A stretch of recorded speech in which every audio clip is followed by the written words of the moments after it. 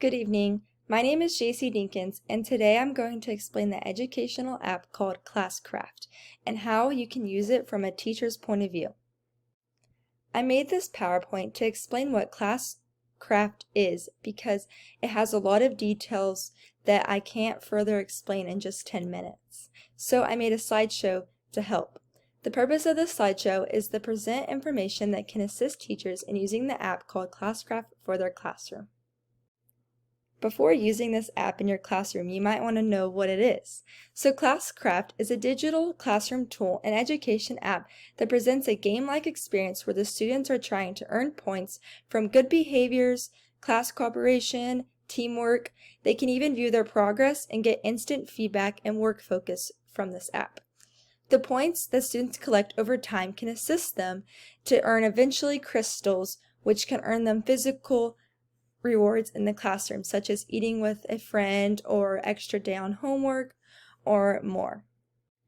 The Classcraft app was launched in 2013-2014, and it was actually created by a family of teachers whom were named Sean and Devin Young, who were brothers, and Lauren Young, the father. Classcraft was made to improve the student involvement of good behaviors and to provide teachers to optimize their time and efforts in the classroom. Classcraft can be used for elementary school ages up to higher education levels.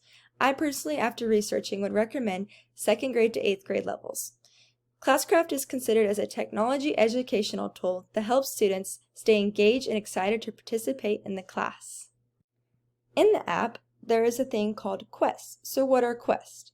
Quests are used to give the teachers lesson plans and a more personalized, self-paced learning adventure for the students. In other words, the quest is the curriculum, which is self-paced or group-paced depending how you want to do it as the teacher. But it's the curriculum put into a more fun and engaging way for the students to get involved. What are class tools? Class tools are made for the teachers to have a fun, engaging tool in the classroom, such as kudos, where students can give other students positive feedback, a random picker, where it just picks someone random in the class to do whatever you want them to do, a timer that has a volcano on it to make it more personal and more fun, and then there's also a volume meter, which is personally my favorite. It volumes how loud you want your class to be, and if they reach that certain level, they can lose points. Using these tools can cause the students to focus, which improves class efficiency. The use of Classcraft is connected to Google Classroom, Google Drive, and Google Cloud.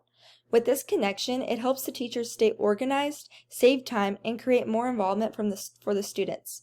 For example, in Classcraft, you can create a roster, but if you have a Google Classroom, it can connect your Google Classroom roster from there and transport it to there, so you don't have to type in every single name, every single email, and all the information. It automatically transports to it, which in my opinion would save me a lot of time as a teacher and be very, very, very helpful.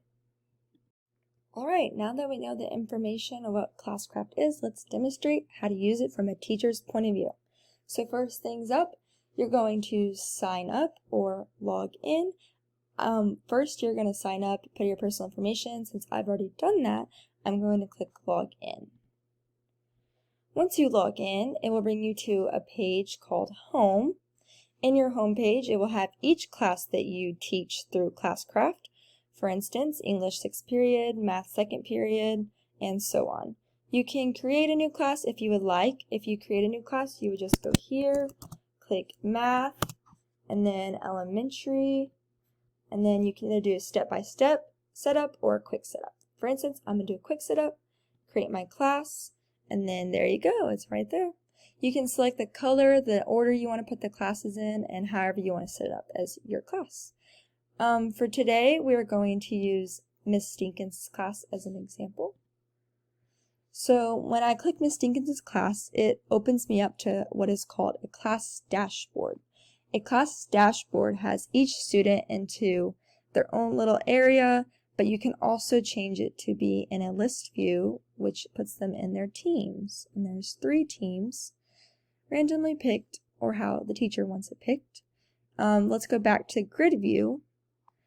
In grid view, you can select multiple, like Caitlin, Hannah. You can give them points for being kind to others, or you can select all students and give everyone points for being kind to others.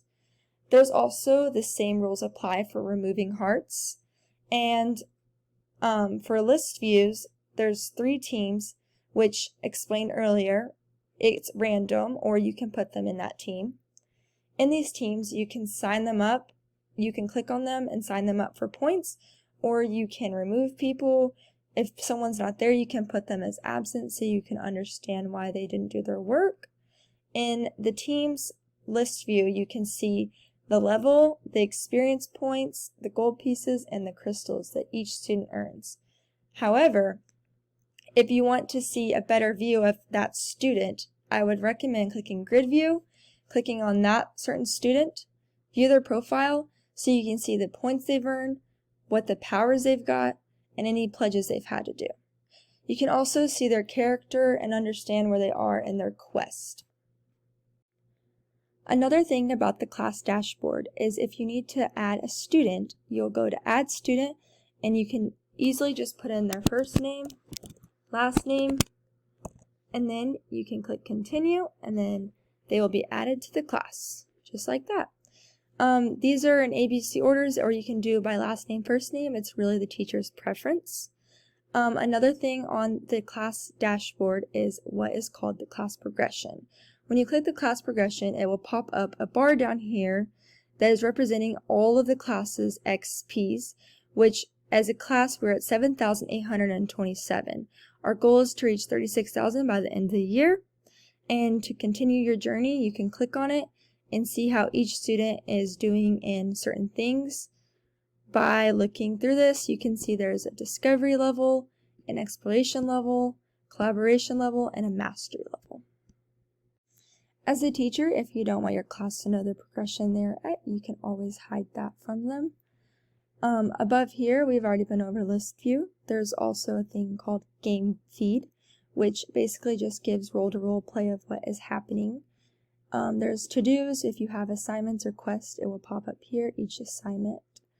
Notifications, just if you have any notifications from a student or a message from a parent, and this is how you sign out and upgrade your account. And then over here on the side, we've already been over home, we've been over class dashboard, and now we're going to explain what class tools. So a couple class tools to explain are just tools to gamify your lessons, such as Random Picker. So Random Picker is basically, it will pick a random player if you set it to, or a random team. So let's do a player. It picks Sally Sue, so you can either give her experience points for coming up and demonstrating, or you can take away experience points if you think she didn't do what she was supposed to. Another class tool to demonstrate could be the volume meter, which is basically you can set the reward that your students will get. So let's say 30 experience points. If they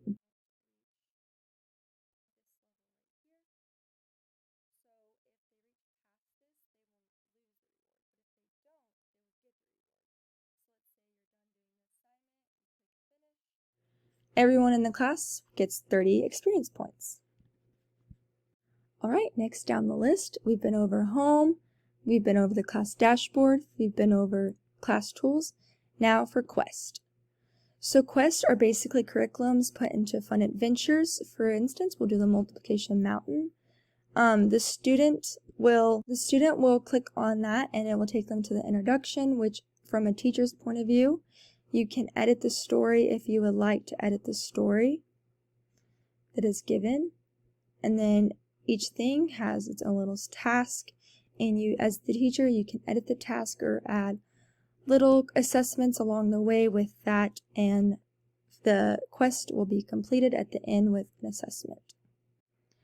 Alright, next after quest is messaging.